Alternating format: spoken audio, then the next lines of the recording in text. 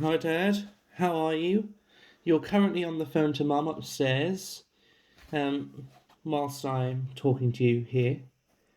So, yeah, I hope you're feeling a bit better.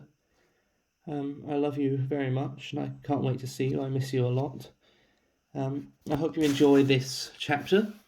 It's a Jon Snow chapter, so I'll go straight into it, so the video's not too long, and I can upload it faster. The world was grey darkness, smelling of pine and moss and cold. Pale mists rose from the black earth as the riders threaded their way through the scatter of stones and scraggly, down toward the welcoming fires strewn like jewels across the floor of the river valley. No, river valley below. There were more fires than Jon Snow could count. Hundreds of fires, thousands. A second river of flickery lights along the banks of the icy white milkwater. The fingers of his sword hand opened and closed. They descended the ridge without banners or trumpets, the quiet broken only by the distant murmur of the river, the clop of hooves, and the clacking of Rattleshirt's bone armour. Somewhere above, an eagle soared on great blue-grey wings, while below came men and dogs and horses and one white direwolf. A stone bounced down the slope, disturbed by a passing hoof, and Jon saw Ghost turn his head at the sudden sound. He'd followed the riders at a distance all day, as was his custom. But when the moon rose over the soldier pines, he'd come bounding up, red eyes aglow. Rattleshirt's dogs greeted him with a chorus of snarls and growls and wild barking, as ever, but the direwolf paid them no mind. 6 days ago, the largest town had attacked him from behind as the wildlings camped for the night, but Ghost had turned and lunged, sending the dog fleeing with a bloody haunch. The rest of the pack maintained a healthy distance after that. Jon Snow's Garin whickered softly, but a touch and a soft word soon quieted the animal. Would that his own fears could be calmed so easily. He was all in black, the black of the Night's Watch, but the enemy rode before and behind.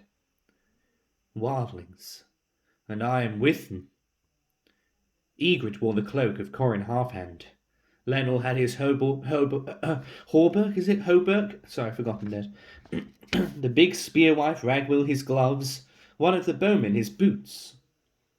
Corin's helm had been won by the short, homely man called Longspear Rick, but it fit poorly on his narrow head, so he'd given that to Egret as well.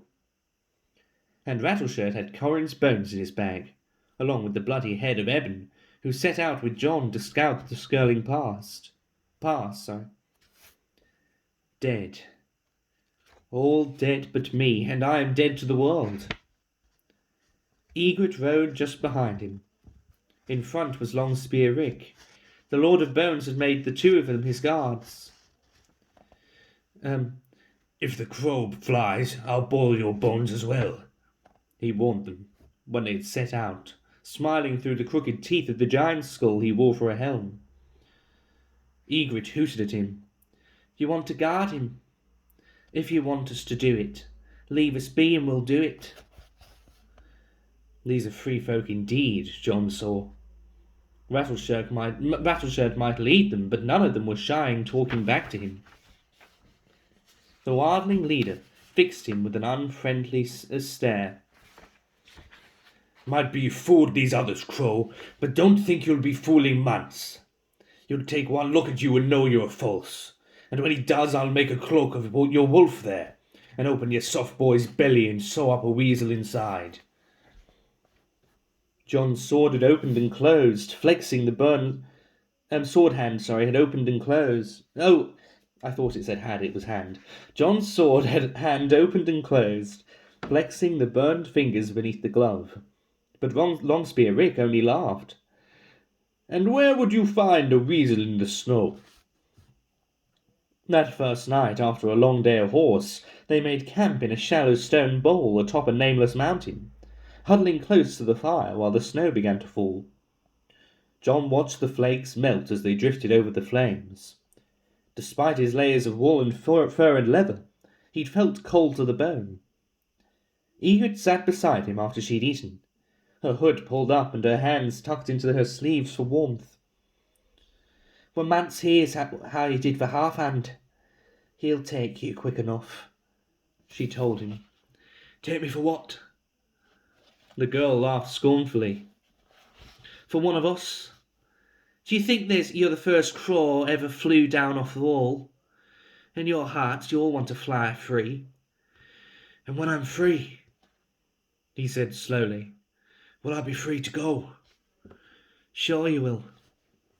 She had a warm smile, despite her crooked teeth.